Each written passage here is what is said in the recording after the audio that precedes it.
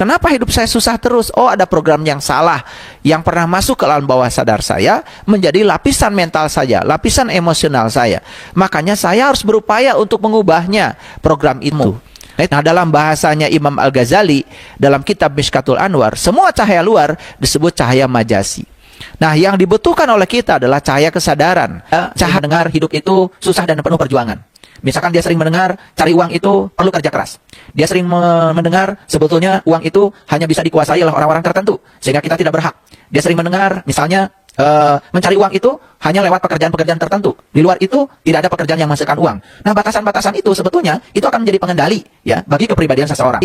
Yang terjadi kita menjadi sangat cemas, sangat takut, sangat khawatir. Sehingga ya kecemasan, ketakutan dan kekhawatiran itu sangat berbahaya karena itu energi juga. Itu bahayanya ya ketika kita dikendalikan oleh itu. Makanya tapi beda ya dalam keadaan tenang, napas kita juga ikut tenang.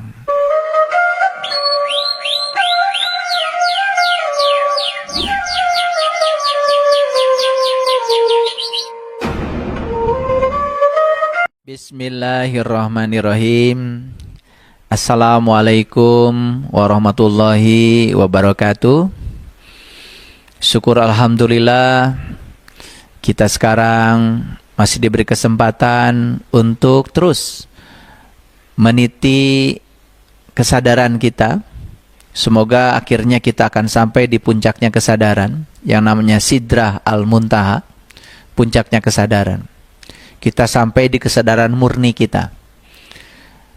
Dan tidak terasa kita sekarang sudah memasuki tangga yang ke-11. Semoga tangga-tangga yang sebelumnya sudah para sahabat lalui dan para sahabat bisa merasakan pengalaman dari tangga-tangga sebelumnya. Ketika kita memiliki kesadaran itu seperti apa rasanya. Karena tidak perlu kita memiliki ilmu yang banyak. Karena ilmu itu sedikit tetapi kita dapat manfaat. Ilmu itu menjadi syafaat bagi kita. Itu namanya ilmu yang menolong. Makanya ilmu itu ada 3 tingkatan. Pertama, ilmu itu tidak boleh bertentangan dengan kewarasan pikiran kita. Itu yang disebut dengan asas koherensi. Yang kedua, ilmu itu tidak boleh hayalan. Ilmu itu harus nyata dan bisa dibuktikan. Itu yang disebut dengan asas korespondensi. Jadi kalau kita belajar ilmu hanya sebatas kata-kata dan pikiran, tidak bisa dinyatakan dalam bentuk kenyataan yang sebenarnya, itu bukan ilmu. Jadi ilmu itu harus nyata dan dapat dibuktikan. Kemudian yang ketiga, ilmu itu harus memenuhi asas pragmatis. Jadi ilmu itu harus memiliki nilai manfaat. Karena buat apa kita berilmu kalau ilmu itu tidak memberikan manfaat, tidak menolong kita. Itulah pentingnya kita memperhatikan 3 asas ilmu. Supaya ilmu yang kita miliki itu bukan sekedar koleksi, tapi betul-betul ilmu yang menolong kita. Mari kita bersyukur karena hari ini kita masih diberi kesempatan untuk terus belajar di sekolah kehidupan ini, ya, bersama-sama ya memuji Allah dengan membaca hamdalah. Alhamdulillahi rabbil alamin. Mari kita awali proses belajar di tangga yang ke-11 ini, ya, bersama-sama memohon ridho dan berkah Allah. Semoga Allah memberikan kekuatan, kesabaran untuk bisa mengimplementasikan ya kesadaran di tangga yang ke-11 ini. Bersama-sama memohon ridho dan berkahnya seraya membaca basmalah. Bismillahirrahmanirrahim. Para sahabat, di tangga yang ke-9 saya berbicara lapisan kesadaran yang kasar, yaitu tubuh fisik yang dibangun oleh makanan dan minuman. Semoga kita sekarang punya kebiasaan makan dan minum dengan penuh kesadaran. Kemudian lapisan yang kedua, kita sudah sadar sepenuhnya bahwa ya ada satu kekuatan di sekitar lingkungan kita yang mengalir lewat napas kita, yaitu energi dari alam sekitar yang kemudian membangun ya vitalitas tubuh kita, kegairahan tubuh kita yang disebut dengan kesadaran energi. Dan kalau kita bisa memberdayakan kesadaran energi ini luar biasa. Kenapa? Karena kesadaran energi menjadi pengendali bagi kesadaran fisik. Nah, sekarang kita masuk pada kesadaran yang ketiga. Lebih naik lagi ya para sahabat, yaitu kesadaran emosi yang disebut dengan lapisan kesadaran mental atau sering disebut dengan lapisan kesadaran emosional. Nah, ini sangat penting untuk kita ketahui. Karena kita sering tidak sadar bahwa sebetulnya ya, kita ini dalam hidup sering dikendalikan oleh lapisan mental ini. Sering diperintah oleh lapisan mental ini, lapisan emosional ini. Nah, kalau kita berbicara tentang lapisan mental, berarti ada dua. Yang pertama pikiran sadar, yang kedua adalah pikiran bawah sadar. Jadi ada dua, pikiran sadar dan pikiran bawah sadar. Jadi kalau pikiran sadar, itu sering disebut dengan short term memory. Memori jangka pendek. Tetapi kalau pikiran bawah sadar ini sangat berbahaya. Ketika jebol filternya, karena ada proses repetisi. Ada sesuatu yang berulang-ulang, kemudian jebol, masuk ya ke memori alam bawah sadar, itu menjadi memori jangka panjang. Sehingga sering disebut dengan long term memory. Jadi memori jangka panjang. Nah, itu tersimpan sebetulnya di dalam mental kita, di dalam emosi kita. Nah, buktinya apa? Buktinya kalau ada stimulus dari luar, maka energi yang tersimpan itu akan keluar, keluar ya, menjadi sesuatu yang sangat berbahaya, dan itu akan menjadi pengendali dari tubuh fisik kita, yaitu kesadaran mental atau kesadaran emosi. Para sahabat ya, jadi lapisan emosi ini, lapisan mental ini sebetulnya yang tidak disadari sering memperbudak kita. Makanya ada kata-kata bijaksana, pikiran itu adalah pelayan yang sangat baik, tetapi dia majikan yang paling buruk. Ini kata-kata bijak ya. Jadi pikiran itu adalah pelayan yang sangat baik, tetapi dia akan menjadi majikan yang sangat buruk. Jadi kalau pikiran ini dibiarkan menjadi majikan dan mengendalikan kita, itu menjadi sangat buruk. Apalagi pikiran itu kan kebiasaannya satu. Kalau nggak loncat ke masa depan, loncat ke masa lalu. Pikiran itu tidak suka dengan saat ini. Nah, ketika kita dikendalikan oleh pikiran, kemudian terbawa ke masa depan, apa yang terjadi? Yang terjadi kita menjadi sangat cemas, sangat takut, sangat khawatir. Sehingga ya kecemasan, ketakutan, dan kekhawatiran itu sangat berbahaya, karena itu energi juga. Nah, sesuai dengan hukum tarik-menarik, maka ya yang serupa akan menarik yang serupa. Ketakutan akan menarik semua hal yang menakutkan. Kecemasan akan menarik semua hal yang mencemaskan. Kekhawatiran akan menarik semua hal yang mengkhawatirkan. Sehingga hukum tarik-menarik akan berlaku, karena yang serupa akan menarik yang serupa. Itu bahayanya. Ya, ketika kita dikendalikan oleh itu. Makanya pikiran adalah majikan yang sangat buruk, tetapi dia menjadi pelayan yang sangat baik. Makanya kalau saya sering mengilustrasikan, pikiran itu seperti sopir, sedangkan tubuh fisika itu seperti mobil. Tubuh fisik kita seperti mobil.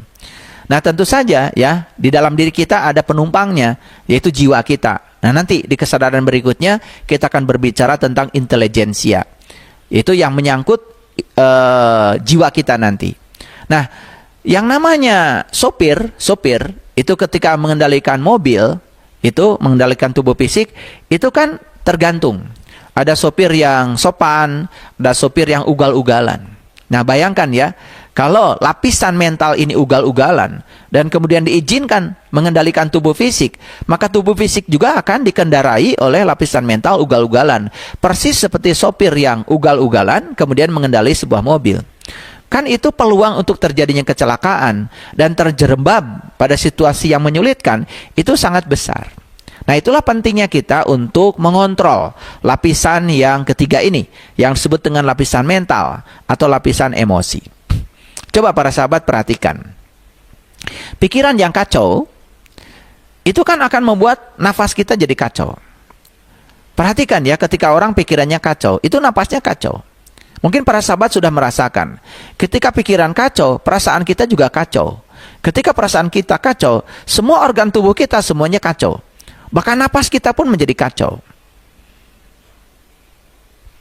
Dalam keadaan marah coba. Kalau orang sedang marah kan ngos-ngosan.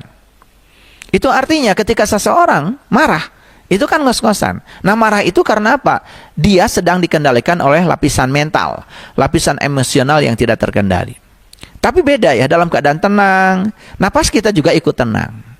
Makanya ya, ketika kita duduk, kemudian kita coba memfokuskan pikiran pada napas, Pikiran tuh dikasih mainan baru, yaitu nafas kita. Pikiran tuh ikut tenang. Ya. Nah, secara garis besar, seluruh kepribadian kita selama ini sebetulnya dikendalikan oleh apa yang disebut dengan lapisan emosional. Nah, kenapa? Ya, kenapa bisa begitu?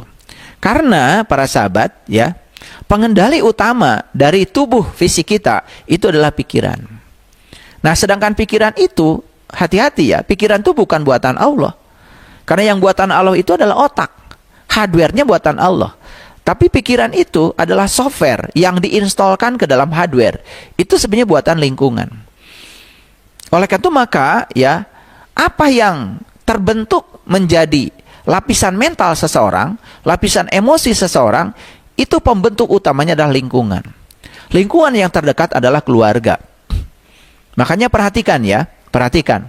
Ketika anak ya itu marah, itu sebetulnya anak itu sedang mencontoh saja sebetulnya apa yang pernah dia lihat dan dia dengar. Makanya kalau dalam sebuah lingkungan keluarga, ya, lingkungan keluarga di mana seseorang tumbuh, banyak konflik. Di situ banyak kemarahan, ya, banyak kata-kata negatif, banyak kata-kata kotor, dan itu semua kata-kata itu, apalagi terjadi proses repetisi dan berulang, itu akan menghunjam kepada lapisan bawah sadar, pikiran bawah sadar dari anak kita. Sehingga ketika dia tumbuh dewasa, lapisan mental itu terbentuk oleh lingkungan. Nah, oleh karena itu maka ketika dia tumbuh dewasa, itu sangat dipengaruhi oleh apa yang pernah dia installkan ke dalam otaknya, yang disebut dengan pikiran. Makanya kita bisa lihat ya, kepribadian seseorang itu seluruhnya dikendalikan oleh lapisan emosinya, yaitu segala hal, program yang pernah diinstalkan ke dalam pikiran. Saya mengajar mata kuliah entrepreneurship di perguruan tinggi. Ya, biasanya kalau saya sebelum ya mengajarkan teknik-teknik untuk berwirausaha, yang pertama saya ajarkan adalah mental wirausaha dulu, yaitu mengubah paradigma. Kenapa demikian? Karena ya dalam episode Hidup Menakjubkan sudah saya jelaskan bahwa pikiran dan perasaan itu adalah energi. Kalau energi berarti vibrasi, kalau vibrasi berarti frekuensi. Jadi apa yang ada di pikiran dan perasaan itu akan menjadi magnet yang dipancarkan keluar, dan itu yang akan menarik apa yang dipancarkan menjadi sesuatu yang datang kepada kita. Jadi kalau orang memiliki keterbatasan dalam lapisan emosinya, misalnya ya, dia sering mendengar hidup itu susah dan penuh perjuangan. Misalkan dia sering mendengar cari uang itu perlu kerja keras. Dia sering mendengar sebetulnya uang itu hanya bisa dikuasai oleh orang-orang tertentu, sehingga kita tidak berhak. Dia sering mendengar misalnya mencari uang itu hanya lewat pekerjaan-pekerjaan tertentu. Di luar itu tidak ada pekerjaan yang menghasilkan uang. Nah, batasan-batasan itu sebetulnya itu akan menjadi pengendali ya bagi kepribadian seseorang. Dan batasan-batasan itu terbentuk oleh lingkungan. Lewat apa? Lewat proses pengulangan atau yang disebut dengan repetisi. Nah, oleh karena itu maka ya para sahabat ya, untuk kita nih, apalagi orang tua yang punya anak, hati-hati ketika kita berkata. Anak itu memang ya mungkin selalu gagal mendengarkan nasihat kita, tetapi dia tidak pernah gagal untuk meniru ya, melihat apa yang kita perbuat. Jadi tidak ada artinya sebetulnya kita memberikan nasihat baik kepada anak kalau kita tidak memberikan teladan. Karena sebetulnya yang akan dilihat oleh anak itu adalah keteladanan kita, bukan nasihat.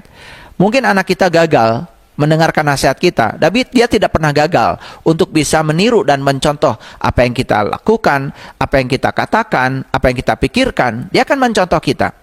Makanya itulah sebabnya lapisan mental, lapisan emosi ini terbentuk oleh lingkungan. Tetapi ini ketika besar akan mengendalikan kepribadian seseorang. Nah, oleh karena itu maka ketika seseorang itu misalnya ya akan diarahkan menjadi seorang wirausahawan, kalau dia itu punya keterbatasan mental ya di dalam kepribadiannya, itu kan akan menjadi penghambat. Sehingga ya yang akan datang pada dia itu apa yang dipikirkan dan dirasakan oleh dirinya. Dan karena itu yang dipancarkan. Itu sangat berbahaya kalau tidak diubah program di alam bawah sadarnya. Jadi ini sebetulnya yang memperbudak. Jadi pikiran tuh sangat memperbudak. Dan kita pun banyak yang tidak sadar kalau kehidupan saat ini diperbudak oleh semua lapisan mental yang ada di dalam diri kita. Nah, contoh sederhana ya para sahabat, perhatikan ya. Reaksi seseorang terhadap satu situasi itu bergantung kepada program apa yang diinstalkan ke dalam lapisan mental ini. Ada orang yang reaksinya selalu negatif walaupun ya di luar positif. Yang negatif direspon negatif, yang positif pun direspon oleh negatif. Karena apa? Karena lapisan mentalnya itu ya penuh dengan program-program yang negatif. Nah, sebaliknya kalau orang yang di lapisan mentalnya penuh dengan program yang positif, yang negatif pun bisa direspon positif, apalagi yang positif. Nah, sehingga dengan demikian ya keseluruhan dari kepribadiannya itu menjadi sangat positif. Nah, ini yang tidak disadari ya. Oleh itu maka hati-hati ketika kita mengajak bicara kepada anak. Misalnya ketika kita mengatakan, "Nah, hidup itu susah dan penuh perjuangan." Nah, kata susah ini jadi energi di lapisan bawah sadarnya, apalagi pernah berulang-ulang dikatakan seperti itu. Jadi kalau suatu saat anak kita hidupnya susah, sebetulnya bukan salah dia.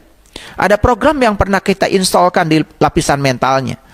Nah, termasuk juga kita saat ini. Mohon maaf ya. Jadi kalau kita saat ini susah, ya, ini mohon maaf tanpa harus menyalahkan orang tua kita, ya, karena kita sedang belajar kesadaran.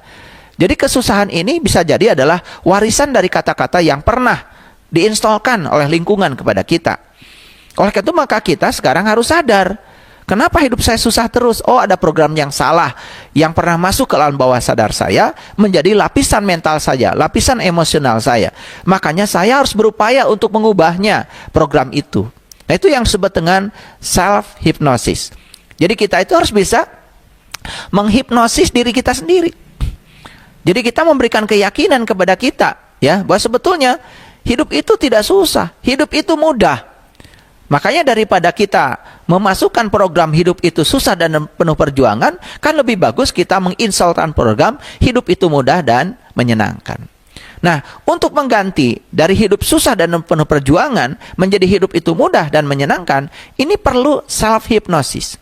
Kita harus secara terus-menerus dan berulang-ulang untuk terus-menerus menghunjamkan ke pikiran bawah sadar kita untuk mengganti program itu.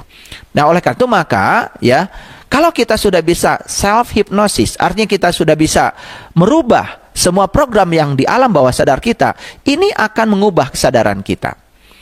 Nah, dalam hal lain juga seperti itu. Misalkan kita sering ngobrol ya dengan anak. Ketika anak mengatakan, ya, "Pak, Bu," atau apapun menyebutnya anak kepada kita, "Itu mobil bagus sekali ya." Harusnya kan yang kita katakan, "Ya, bagus sekali. Mobil itu nyaman, nanti kamu akan bisa membelinya." Nah, tetapi kebanyakan orang tidak seperti itu. Malah justru yang dihujamkan pada anak, apa itu? "Wah, itu mobil mewah sekali. Mahal, Nak. Kalau kita nggak mungkin bisa beli, buat makan aja susah." Nah, itu kemudian diulang-ulang. Itu terjadi paradigma, terjadi program di alam bawah sadar kita. Nah, oleh karena itu para sahabat, di lapisan kesadaran yang ke-11 ini perlu kita untuk menyadari berapa banyak program-program yang keliru yang ada di lapisan bawah sadar kita untuk kita lakukan self-hypnosis. Jadi kita harus melakukan hipnosis pribadi. Nah, dari mana mulainya? Mulainya dari menyadari bahwa dalam diri saya ada keterbatasan yang dibangun oleh lingkungan yang kemudian membuat hidup saya menjadi serba terbatas. Sehingga ketika kita pernah memiliki paradigma bahwa hidup ini penuh perjuangan, maka apapun yang mau kita raih dalam hidup harus selalu dengan perjuangan. Jadi kita tidak percaya bahwa sebetulnya untuk meraih sesuatu itu tidak perlu berjuang terlalu keras. Nah, itulah pentingnya kita mengubah jalan hidup kita, mengubah paradigma hidup kita. Karena apa? Hukum tarik-menarik itu berlaku. Jadi kalau di Quran ada kata-kata seperti ini, ya, kamu akan mendapatkan sesuatu sesuai dengan apa yang kamu usahakan. Itu dinyatakan dalam Quran surat An-Najm tuh ayat 39. Kamu akan memperoleh segala sesuatu sesuai dengan apa yang kamu usahakan. Jadi kita akan memperoleh segala sesuatu sesuai yang kita usahakan. Diusahakan di mana? Diusahakan di lapisan fisik, diusahakan di lapisan energi, juga diusahakan di lapisan emosi kita. Maka kalau kita tidak mengubah semua program di alam bawah sadar kita, sedangkan alam bawah sadar kita itu pengendali 95%, itu sama saja dengan kita membiarkan mobil kita ini dibawa oleh sopir ugal-ugalan. Maka bisa jadi mobil kita masuk ke parit.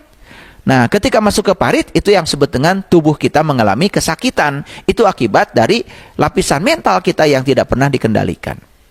Nah, disinilah pentingnya kita meniti ke dalam diri, ya, belajar untuk jujur pada diri sendiri, ya, tanpa harus menyalahkan pihak orang lain. Jadi saya pernah dalam sebuah kelas, ini kelas healing, ya. Jadi saya mewawancarai seseorang. Lalu saya katakan pada beliau, ya, kenapa Bapak ini sakit? Kebetulan Bapak-bapak, ya. Kemudian kebetulan beliau sakitnya itu stroke, ya, stroke. Nah, kemudian beliau mengatakan kepada saya stroke, Pak, karena saya ini mewarisi warisan darah tinggi. Nah, jadi dia mengatakan dia itu punya paradigma. Jadi leluhurnya itu mewariskan warisan darah tinggi. Kan sebetulnya dia sedang menuduh leluhurnya itu mewariskan penyakit. Mana mungkin ya orang tua kita, kakek nenek kita, ya, mewariskan penyakit kepada kita. Cinta kasih yang luar biasa, ya. Mereka itu sesusah apapun pasti ingin mewariskan yang terbaik kalau buat anak dan cucu. Tapi paradigma itu terbentuk. Jadi dia memiliki suatu paradigma yang menyatakan bahwa dia stroke akibat dari darah tinggi. Darah tinggi itu warisan dari orang tuanya. Kan dia sudah merendahkan orang tuanya sendiri, ya. Orang tuanya nggak tahu apa-apa dan kemudian dianggap, ya, mewariskan penyakit. Lalu saya bilang, itu kan sebetulnya sangkaan Bapak. Dan saya coba untuk bicara panjang lebar kepada beliau untuk mengubah paradigma itu. Jadi dengan cara saya, maka paradigma dia berubah. Jadi dia sampai nangis, ya, dalam sebuah sesi meditasi, tersengguk-sengguk, dan dia minta maaf pada ayahnya, pada ibunya, karena selama ini menyangka bahwa ayah ibunya telah mewariskan hipertensi atau darah tinggi itu sehingga dia menjadi stroke. Jadi dia tuh stroke itu menuduh orang lain. Sampai dia melupakan bahwa sebenarnya stroke yang terjadi pada dirinya akibat dari kesadaran fisiknya, kesadaran energinya, kesadaran emosinya. Karena dia menuduhkan pada orang lain, maka dia tidak koreksi diri. Lalu saya coba pahami bagaimana pola makannya. Ternyata pola makannya luar biasa, ya. Jamnya tidak jelas, jumlahnya tidak jelas, jenisnya tidak jelas, bahkan apa saja dimakan. Ya, jadi senangnya makan, mohon maaf, ya, semua, ya, makanan-makanan yang berasal dari protein hewani. Jadi senangnya itu gulai, senangnya itu sop buntut, senangnya itu, ya, pokoknya semua makanan-makanan yang mengandung lemak jenuh. Ya, akibatnya apa? Akibatnya itu kan berpengaruh pada kualitas darahnya. Jadi perilakunya sendiri yang salah kemudian dituduhkan kepada orang lain. Nah, itulah ketika seseorang itu selalu mengarahkan orang lain sebagai pelaku dan kemudian dia merasa dia sebagai korban, maka dia tidak akan pernah bisa koreksi diri. Nah, itu yang memperburuk penyakitnya, sehingga, ya, stroke-nya itu tidak lekas sembuh. Yang pertama, dia tidak koreksi diri, tidak mengubah, ya, tadi lapisan tubuh fisiknya tidak diubah, pola makan tidak diubah, pola hidup tidak diubah, kemudian pola energi yang masuk tidak diubah, kemarahan tidak diubah, dan kemudian terus saja berfokus pada ayah ibunya yang telah mewariskan hipertensi sehingga dia mengalami stroke. Ini saya tidak cerita hayalan, tapi ini adalah cerita dari pengalaman sepanjang saya memberikan healing kepada seseorang. Nah, ini ketika dirubah paradigmanya, ternyata apa yang terjadi? Ya, dia mengubah pola makannya, dia mengubah pola hidupnya, dia mengubah pola pikirnya, dan dia bertanggung jawab terhadap pikirannya sendiri. Dan dia juga bertanggung jawab untuk self hipnosis, sehingga dia bisa menghipnosis paradigma yang salah di alam bawah sadarnya, di lapisan emosinya. Apa yang terjadi? Dalam waktu yang singkat dia mengalami kemajuan yang sangat signifikan, ya, di dalam proses penyembuhan akibat dari stroke itu. Jadi kakinya yang asalnya sulit sekali diangkat, mulai bisa diangkat. Tangannya yang sangat kaku, ya, mulai bisa digerakkan.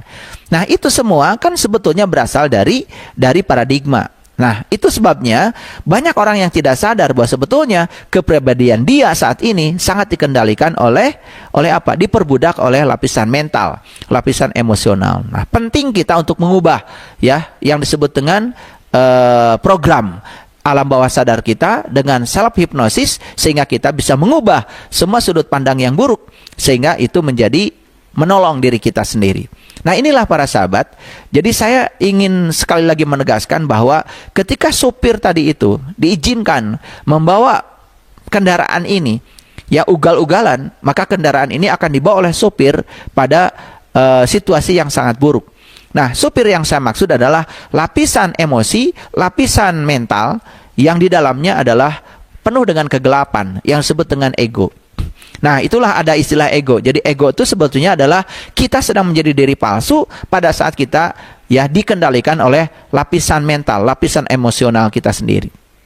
Nah, harusnya yang mengendalikan diri kita itu namanya lapisan intelijensia. Itu yang disebut dengan kesadaran.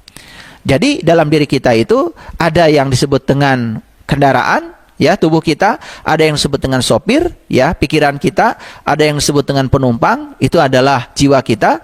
Nah, ketika kita mulai memberdayakan potensi yang ada pada jiwa kita, maka kesadaran akan muncul. Ketika kesadaran berkuasa, maka itu yang akan bisa mengendalikan lapisan mental kita. Sehingga mental ini, lapisan mental bukan sebagai majikan, tapi lapisan mental ini berperan sebagai pelayan. Nah, dalam cerita sastra itu ada yang namanya cerita Ramayana. Jadi Rama itu melambangkan diri kita, kemudian Sinta itu Ramayana itu kan artinya jalan Rama. Rama itu adalah diri kita, Yana itu adalah jalan. Ramayana itu adalah jalan sang Rama. Siapa Rama? Rama itu diri kita. Ya, diri kita, ya, manusia.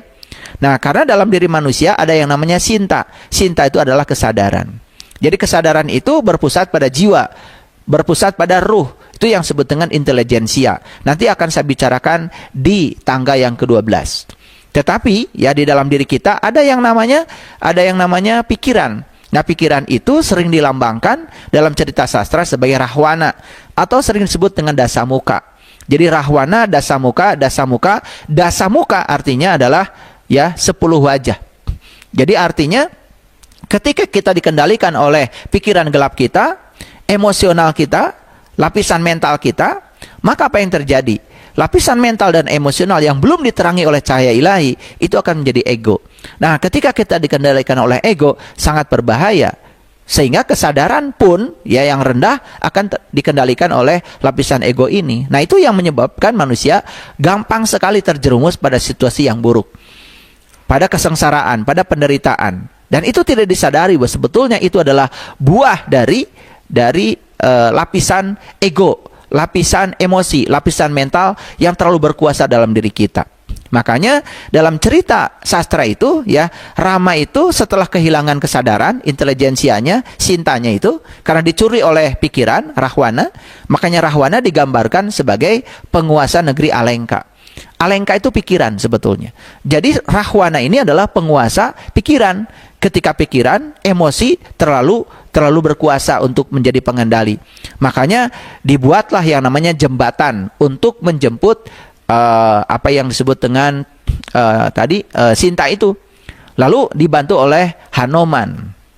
Itu cerita sangat bagus sekali. Jadi Hanuman itu adalah simbolisasi dari seseorang yang sudah mencapai pencerahan, yang bisa membuat jembatan. Nah, kalau dalam tradisi Islam, kita mengenal apa yang disebut dengan Shiratal Mustaqim. Jadi Shiratal Mustaqim itu adalah Shiratal ladzina an'amta alaihim. Jalannya orang yang sudah memperoleh nikmat. Nikmat itu apa? Nikmat itu adalah sesuatu yang diberikan hanya kepada 4 golongan. Para nabi, para siddiqin, para syuhada, dan para solihin. Itu menurut Quran surat An-Nisa ayat 69. Jadi nikmat tidak ada kaitannya dengan urusan materi. Tapi nikmat itu adalah ketika kita bisa menemukan kesadaran sejati. Nikmat itu ketika kita bisa menemukan kesadaran murni.